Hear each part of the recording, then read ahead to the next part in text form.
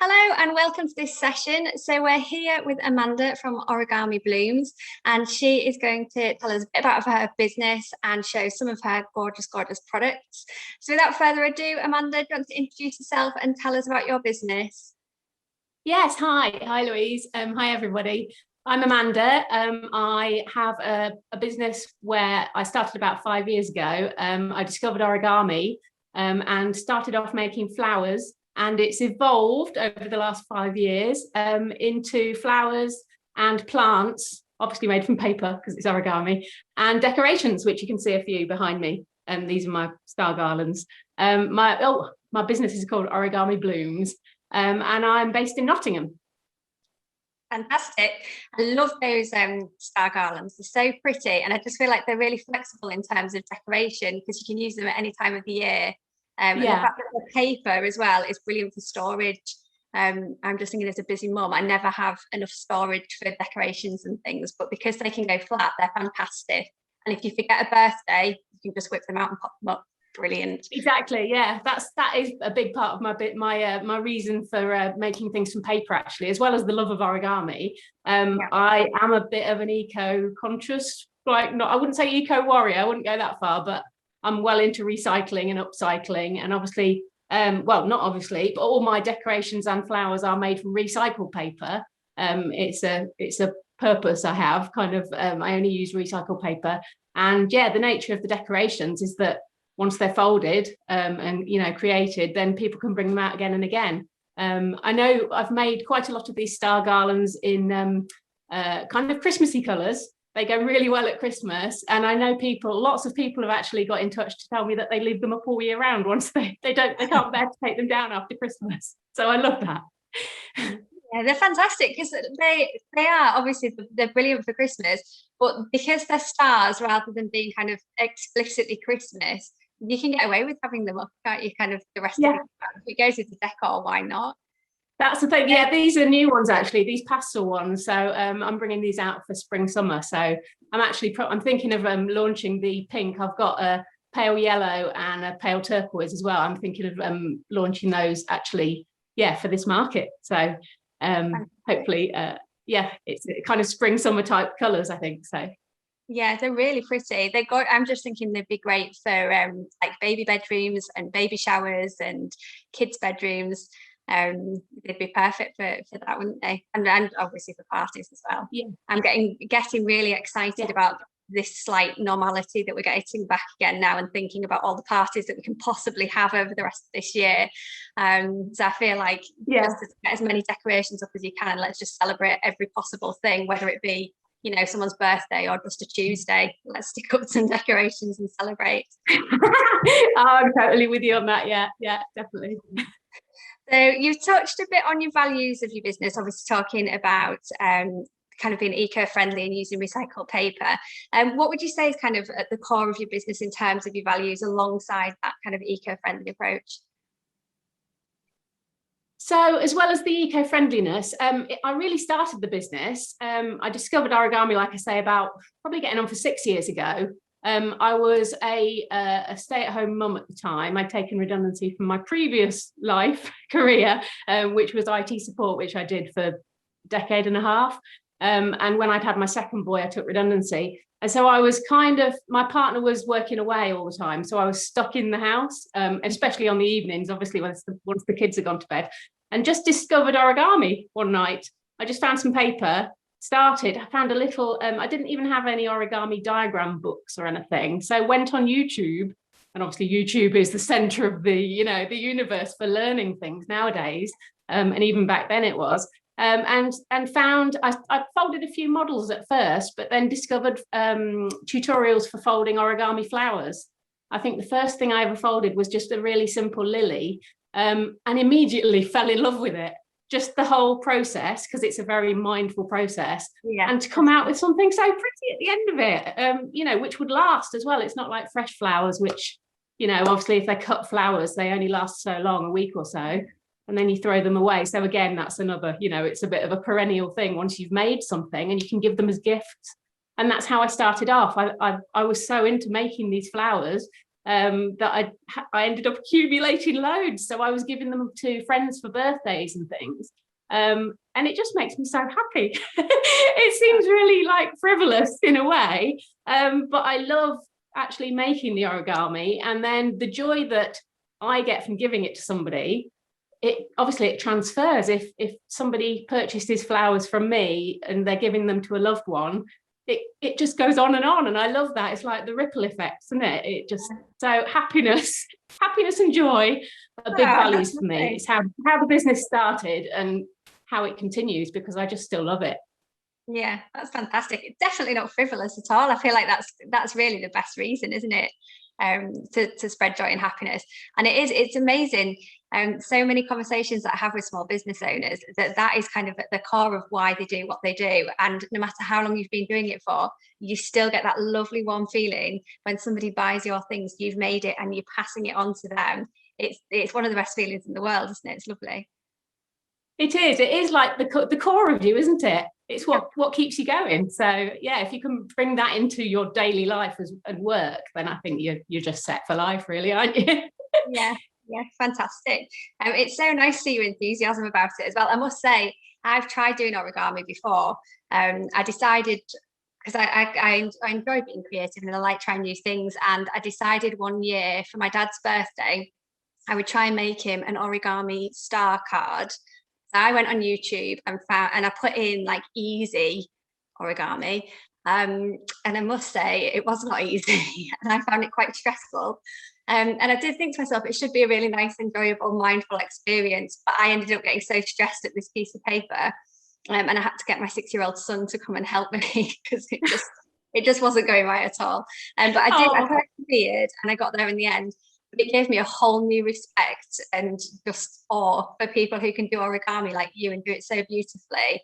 And the amount of different things that you can create, the different flowers that you're able to make, I just find it amazing.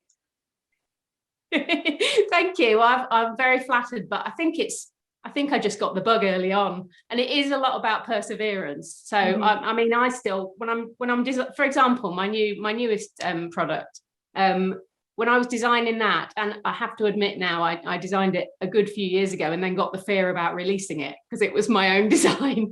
Yeah. It took me so many tries to get it right. But it is just, I think it's like anything, isn't it? If you have an end goal and you can picture it, you just try and get there. And as frustrating as it is, I think I still sort of enjoyed the process because I got there in the end, Yeah. But I do find it mindful generally nowadays, flowers that I've folded over and over again, it kind of sends you into not a trance, puts you in the zone, let's put it that way. Yeah. Fantastic. It's lovely obviously that you're doing your own design, and that's kind of bringing another element then to when you sell that product. It's not just that you've made that product is yours wholly, isn't it? It's your design, your creation, it's come from your head, and also it's representative of, like you say, all of those hours of thinking about it, of designing it, of rethinking about it, of trying it, of it going wrong, and all of those other processes. And I think it's something people sometimes don't necessarily realize, unless you run a small business yourself. You don't realize actually what goes into making a product, and what you're buying isn't just the end product, it's all of everything else that's gone into it as well. Fantastic that we're going to get to see it. Do you want to show us some of your products now? Because we'd love to see. Yeah, okay, so I'll start with this was I think these have been like my signature product. So I originally, these are my roses. They're beautiful. So they're completely folded from one piece of paper, each rose, and then underneath, let me just get one out. Underneath it has, how roses have the green thing that unfurls, the bud unfurls, so that's the calyx underneath. And then I also have origami leaves. So this is completely folded from one piece of paper. Fantastic. So this is not my own design, but it's I have permission from the designer. I've kind of tweaked his design. I found it many years ago. It was one of the first flowers I discovered after the lily and tulips. He's a Spanish designer, and And I still love it. It's so, you wouldn't imagine. I thought when I first made this, how can a square flat piece of paper with corners turn into something with such curves? It still amazes me to this day. So so these are my signature roses, and I do them in bouquets with either with or without the leaves. Obviously it takes a bit more work to put the leaves on, so different price points there. So recently, tulips, like I said, were one of the first flowers I actually did. I've recently redesigned them, so I've made the leaves. The leaves used to be a lot skinnier when I first made them, and I've recently redesigned it just so it's got more of a, like, tulip leaves are chunky, aren't they? So yeah, and they look great together. I have them in various colour combinations, but recently I've done a rainbow bouquet, which I love because I have a thing for rainbows too. So that's the tulips. And then talking about the star garlands, like my decorations, which go really well for Christmas decorations, and then obviously all year round after that. One of my first origami plants, which I designed, which, I mean, it's based on a poinsettia, but I think because I've done them in pink, this one's about to go out, actually. It's for an order I'm going to post later today. I originally did it in red because obviously the classic red poinsettia is a Christmas plant, but I used to buy them every Christmas and get so distressed because they hardly hold on to their leaves for you barely get to New Year, really, do you, before it's a twig in a pot. I had many years of that.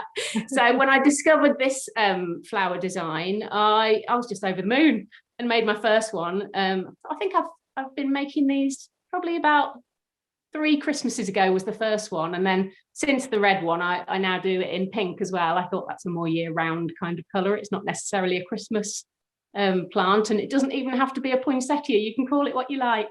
And I do one in white as well, because that's a fairly recent thing. I noticed that they started bringing out real poinsettias in, what the white flowers with the dark green leaves. So I do that as well. I even make it so that the leaves on the white poinsettia are a lot like my dark forest green paper I use for that. So I'm kind of like, I straddle a line between wanting to be authentic to the, the real plant, and then going a bit, whoa, it's origami, I can do what I like. That's a nice thing though, isn't it? Being able to be creative with it and interpret it in the way that you want to interpret it. Your flowers and your plants are so brilliant, aren't they, in terms of sending gifts. I'm just thinking, obviously for yourself, you can buy them and have them in the house and keep them all year round, but also particularly the year just gone, but going forward as well, if you need to send a gift to someone, they're perfect, aren't they, to go in the post, and such a lovely thing to open as a recipient, that for your birthday or anniversary, or even just because to have something like that you can have up in your house, and like you say, that it lasts for such a long time. I wanted to mention that actually, because a lot of people who I quite often get DMs and even messages through my various shops saying, can you post them to like Scotland or somewhere? People just don't seem to some people don't seem to realise that they are postable. I guess because they do look really quite delicate in a way, which they are. You wouldn't want to sit on them, it might not spring back from that. But they're so lightweight that obviously, even if I'm packing a really big bouquet, it's light in weight. So what I do is actually, early on, I had not an accident, it was the postal service had the accident. I originally used a single wall cardboard box, with bubble. This was back in the day when I used bubble wrap a lot, which I'm trying to go away from. And a single wall box does not stand up to the postal service very well, and they got crushed in one side. So ever since then, I buy double wall sturdy cardboard boxes, and pack them well with. I use that not cardboard, what do you call it? The recycled paper packaging mostly. So it keeps it all in the center of the box, and then there's no problem whatsoever. They go all over the world actually. The last order I sent just before the weekend went to Australia. I still get so excited when something's going that far away.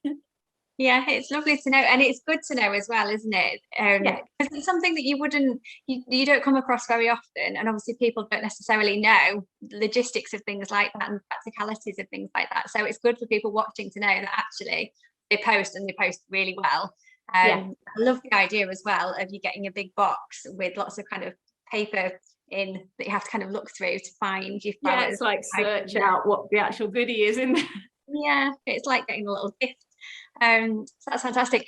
Kind of thinking about that then as well in terms of practicality. How would you recommend looking after if you've got the flowers or the plants and you've got them in your house? How would you look after them in terms of kind of keeping them clean, dusting them, and prolonging the life of the flowers? So what the main one I would say is try to avoid putting them on a sunny windowsill, Okay. because it's paper. Obviously, it will fade. I have experimented with various spray sealants, and especially for waterproofing, because I make wedding flowers as well, and we live in the country that we do. I've experimented with various things, mainly for the wedding market, and haven't quite got there. I haven't tweaked it as much as I want to. So generally, the ones I send out, I don't. I try not to. I don't cover them with anything. So the main thing is I keep them away from direct sunlight so they don't fade, and obviously don't get them wet. If you can avoid that, that would be great, because what wet paper does. And yeah, as regards dusting, then if you have a feather duster, a little swish is always good, or turn them upside down and shake them. But just once a week really keeps them dust free. They obviously have some of them have crevices in the roses, within the curves. So if they've been left a while, then I tend to use my finger or the edge of a duster to just kind of follow the curves. But if you keep on top of it once a week, a quick shake and a swish, then they're easy manageable. Yeah, definitely easier to maintain, I think, than living plants and flowers. I seem to kill every plant that comes into our house. So I know a lot of people have this, even with cacti, coming onto the cacti. I've killed a few cacti in my time. And they're supposed to be some of the easiest plants to take care of, aren't they? Yeah. Mine, I've got 3 on my windowsill and they all look really unhappy. But no matter what I do, I feel like they're past that point now. They're never coming back. So, but they're just there to remind me how rubbish I am at looking after living plants. So. Do you want to show us your cacti then? Because I know you're very excited about the launch. So tell us a bit about them, and you can show us them as well. Yeah, so this is my newest. Like I say, I designed it myself a few years ago, and then just I made them up and put them on my desk, and they've been looking at me for a long time, just because it's my very own design and it's the first one I released to the world. I got the fear.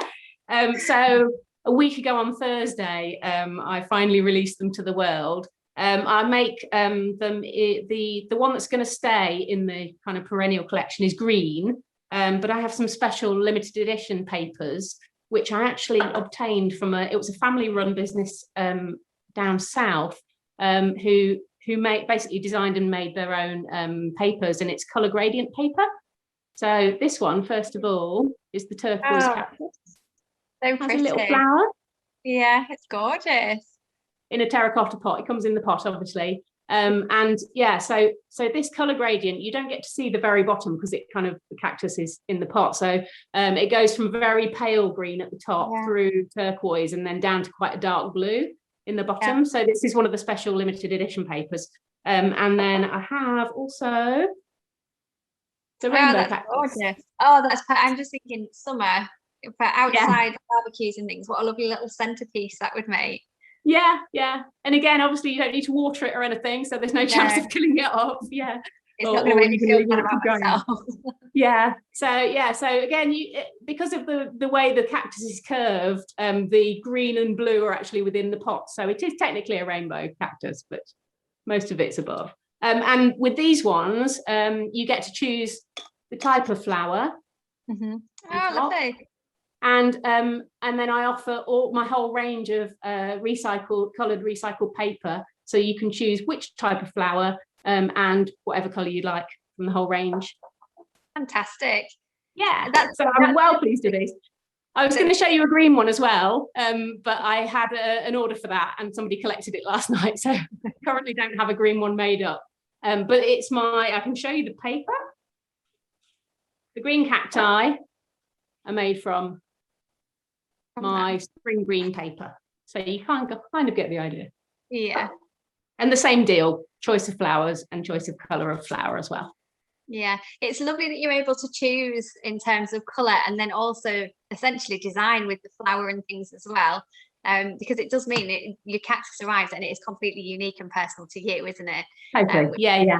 Or if you're sending it as a gift, I'm just thinking like my mother-in-law, her living room is like kind of reds and golds and things. I'm just thinking the fact that I could personalize something for her to go in her living room and I could see it in her living room, she would love that rather than it just being kind of bog standard, same as everybody, everyone else has. So it's lovely that you're able to personalize it. Yeah, I really wanted to give people the choice because I have the choice. Like I say, I've got all this whole range of colors. Why not use them? Yeah, definitely. Yeah. That's fantastic. It's so nice to be able to see your products as well, because I think often with things like that, it's quite difficult to see from a picture and actually get an idea and a feel for what the product is like. But being able to see it on video, you can really see kind of the 3D shapes that you're managing to create. And like you say, it is just amazing you're able to do that with flat paper. I'm still completely in awe, especially after my own horrendous origami experience where I was just rubbish. And I just thought I'll just leave it to the professionals. Leave it a few years, have another go. Why not? I might have to come back to you and you can try and teach me, but it would need a lot of patience because it went completely wrong.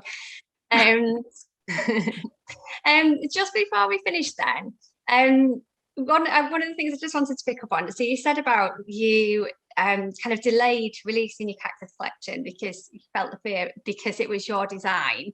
And that's something that as a small business owner we all feel it, don't we? And it is really hard being a small business owner. So what I'm going to ask you is, obviously we've got a lot of small business owners who will be watching this now. What would you say is kind of your key bit of advice to other small business owners as somebody who's been running a business as long as you have? What kind of key bit of advice would you pass on to any other small business owner?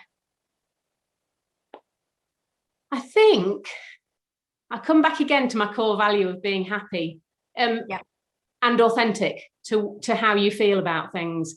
I think there's a lot of, well, I feel it. I mean, the thing with my own cactus design, not that I really had anything to compare it to, but it was the fear of putting myself out there. It felt more exposed than when I was using, another origami designer's flower, for example, that, I just make and send and I don't think anything twice about it. So I think have faith in what you make. If you love it, there'll be other people who love it too. And just try not to look around, look elsewhere, just concentrate on your own lane, I think. And if you're happy with what you're making, then you'll find your people. Yeah, definitely. Fantastic. Great advice. Definitely true. Thank you very much for joining us today. And I hope you enjoy the rest of the market day. And to everybody who's watching, thank you for watching. And hopefully you'll come back and watch more of what we've got to offer. And don't forget to shop small. Thanks, Amanda.